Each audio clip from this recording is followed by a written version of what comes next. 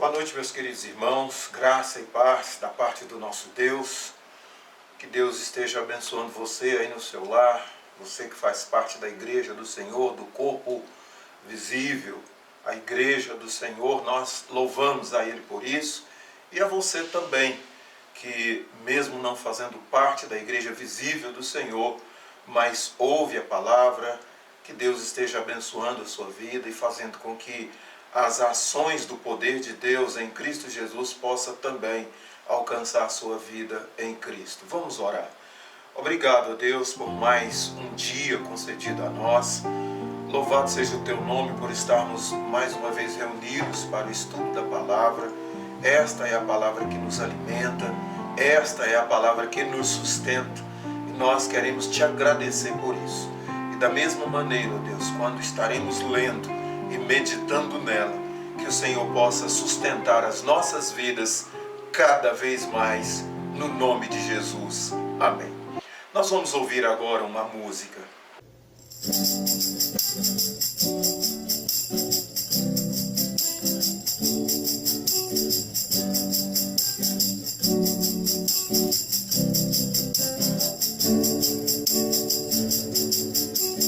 Quem nos separará do amor de Cristo? Será tribulação, angústia ou perseguição, fome ou nudez, perigo ou espada? Quem nos separará do amor de Cristo? Porque eu estou bem certo de que nem morte, nem vida, nem anjos, nem principados, nem coisas do presente, nem do porvir, nem poderes, nem altura, nem profundidade, ou qualquer outra criatura poderá nos separar do amor de Deus que está em Jesus Cristo, nosso Senhor, que está em Jesus Cristo. Nada poderá nos separar, nada poderá nos separar do amor de Deus que está em Jesus Cristo, nosso Senhor, que está em Jesus Cristo. Nada poderá nos separar, nada poderá nos separar do amor de Deus que está em Jesus Cristo, nosso Senhor, que está em Jesus Cristo. Queridos, o texto que nós vamos ler nessa noite se encontra registrado no Evangelho de Lucas, capítulo 18, a partir do versículo 35. Evangelho de nosso Senhor Jesus Cristo, narrado pelo evangelista Lucas, capítulo 18, versículo 35, que diz assim: Aconteceu que, ao aproximar-se ele de Jericó, estava um cego assentado à beira do caminho, pedindo esmolas. E, ouvindo o tropel da multidão que passava, perguntou o que era aquilo. Anunciaram-lhe que passava Jesus, o Nazareno. Então ele clamou: Jesus, filho de Davi, tem misericórdia de mim. E os que iam na frente o repreendiam para que se calasse. Ele, porém, cada vez mais gritava: Filho de Davi, tem misericórdia de mim. Então parou Jesus e mandou que lhe o trouxessem, e, tendo ele chegado, perguntou-lhe: Que queres que eu te faça? Respondeu ele: Senhor, que eu torne a ver. Então Jesus lhe disse: recupera a tua vista, a tua fé te salvou. Imediatamente tornou a ver e seguia-o glorificando a Deus. Também todo o povo, vendo isto, dava louvores a Deus. Que Deus assim nos abençoe, queridos irmãos. E esse texto, nós poderíamos olhar para esse texto e dar o seguinte título, o seguinte tema: mesmo sendo deficiente, enxergava perfeitamente. Mesmo sendo um deficiente físico, ele demonstra que enxergava perfeitamente. Então vamos traduzir esse tema em um deficiente que vê. E eu quero pensar nessa forma de expressar como deficiência da maneira mais carinhosa, não de uma maneira pejorativa, não de uma forma em que nós possamos olhar para alguém que tenha uma deficiência e criticá-lo por tê-la. Porque aqui nesse texto, esse homem, mesmo sendo um cego, à luz do que o texto nos relata, ele conseguia ver.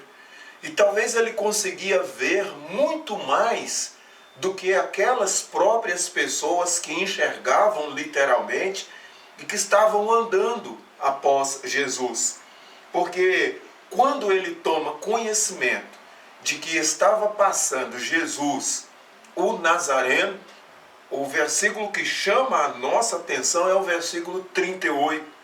Porque quando eles dão a resposta, ele escuta o tropel da multidão, o alvoroço do povo, que estavam ali, certamente, as pessoas estavam ali movidas por curiosidade, movidas talvez por uma própria perseguição, como era típico, né, das autoridades romanas, mas elas talvez não estavam percebendo, elas não estavam enxergando que quem estava ali era o filho de Davi. Essa é a diferença. Por isso que no versículo 38 este homem, então ele grita, ele fala de uma maneira extremamente consciente: Jesus, filho de Davi, tem misericórdia de mim. Aquele homem estava fora dos portões da cidade. Todos nós sabemos que Jericó era uma cidade fortificada. Jericó era uma das cidades mais antigas do mundo, né? E ele então gritou, e o seu grito ecoou de uma maneira extremamente penetrante nos ouvidos de todas as pessoas, mas o grito dele também ecoou de uma maneira penetrante, profunda nos ouvidos e no coração de Jesus. E a gente observa no texto, né, que é bastante clara aqui a atitude das pessoas, que elas param, de certa forma, enraivecidas e repreendiam aquele homem para que ele pudesse se calar. Só que o efeito dessa reação negativa das pessoas foi um efeito contrário na vida daquele homem, porque ele gritava cada vez mais alto. Os outros evangelistas, Mateus capítulo 20, Marcos capítulo 10, também narram esse episódio, e nos demais eles denominam esse homem como cego Bartimeu, e eles mencionam que ele gritava cada vez mais alto, exatamente porque ele enxergava, exatamente porque ele via que aquela seria talvez a primeira, a única e também a última oportunidade que estava diante dele. E de fato foi a última oportunidade, porque Jesus não retornou mais ali, e porque logo a seguir esse episódio, alguns momentos depois, Jesus foi crucificado. Então, aquela oportunidade em que ele enxergava Jesus, o filho de Davi, ele então teve a sua recompensa. Ele teve o seu desejo concretizado, a sua vontade. E de fato, como é que nós temos reagido, de que maneira que você tem reagido em relação às oportunidades que você tem tido de aceitar Jesus como Senhor da sua vida, de ver verdadeiramente que Jesus, o filho de Davi, é aquele que pode ter misericórdia de nós, porque a misericórdia de Deus é o Deus que enxerga a nossa própria miséria, é o Deus que enxerga a nossa própria condição, a condição física, a condição material, a condição acima de tudo espiritual em relação ao nosso pecado, em relação aos nossos deslizes, em relação à maneira até com a qual nós temos enxergado Deus, a maneira que nós temos visto Deus, como esse homem agora nos dá o exemplo de que ele enxergava verdadeiramente. E aquele homem, ele era sozinho contra uma dezena, centenas de pessoas, mas ele enfrenta porque ele sabia que aquela era a única oportunidade. E nós podemos ver, ele enxergava normalmente. Ele enxergava talvez até melhor do que muitos e muitos daqueles que andavam após Jesus. Seguiam a Jesus, mas provavelmente não tinham uma ideia daquilo que Jesus verdadeiramente poderia fazer pela vida de cada um deles. E uma única coisa ele queria agora, era enxergar fisicamente. Porque espiritualmente aquele homem já demonstra que ele enxergava. Porque ele reconhece que é o filho de Davi e ele reconhece que o filho de Davi era o único que poderia fazer alguma coisa por ele. Era o único que poderia ter verdadeiramente misericórdia da vida dele. Então, queridos irmãos, olhar para Jesus, nós precisamos olhar para Jesus, enxergar Jesus, mas acima de tudo enxergar a pessoa do Senhor Jesus. Porque para muitos daqueles, eles não enxergavam profundamente a pessoa de Jesus. Provavelmente eles viam Jesus como uma pessoa comum, como mais um que andava na multidão, como mais um que estava ali para, na visão deles, ser um aproveitador. E não é isso que nós sabemos acerca de Jesus. Quando nós falamos da pessoa de Jesus, nós estamos falando da pessoa relacionada à sua divindade. Nós estamos falando em relação ao poder que emana desse Cristo divino, desse que pode salvar, desse que pode ter misericórdia, desse que pode nos assistir em nossas aflições. Ele era Jesus, o filho de Davi. E na verdade, muitas pessoas andam após Jesus por entender que ele se resume em um simples milagreiro, numa pessoa que pode resolver apenas situações específicas e momentâneas, mas assim que essas pessoas, dentro do seu conceito, têm o seu problema resolvido, deixam de andar após Jesus. Deixam de lado então aquele projeto, aquele ideal, porque agora receberam o que queriam. Mas nós olhamos para esse homem e a gente precisa analisar de uma maneira profunda sobre o caráter do Senhor, sobre aquilo que verdadeiramente caminha com ele dentro da essência que ele é. O filho de Davi tem o próprio caráter de Deus. O filho de Davi é aquele que muda literalmente a vida das pessoas. E é tanto que no texto, quando aquele grito penetrante ecoa e penetra nos ouvidos e no coração de Jesus, diz o texto que ele para. O versículo 40 é: então parou Jesus e mandou que lhe o trouxessem.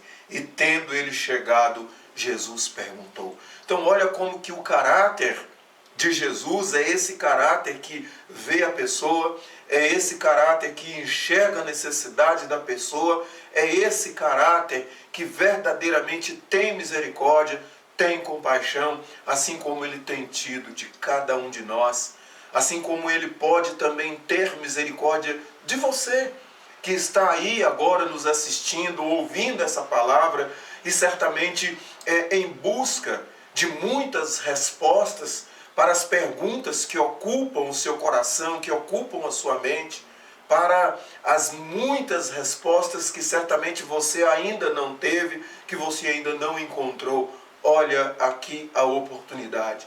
Jesus é aquele que para, Jesus é aquele que olha e vê as necessidades de cada um de nós. E Jesus então para. E quando então as pessoas o trazem até a presença de Jesus, a pergunta que Jesus é uma pergunta certamente retórica, porque o próprio Jesus sabia o que aquele homem queria. O próprio Jesus já tinha conhecimento de que ele era um cego. E Jesus, acima de tudo, pergunta: o que queres que eu te faça?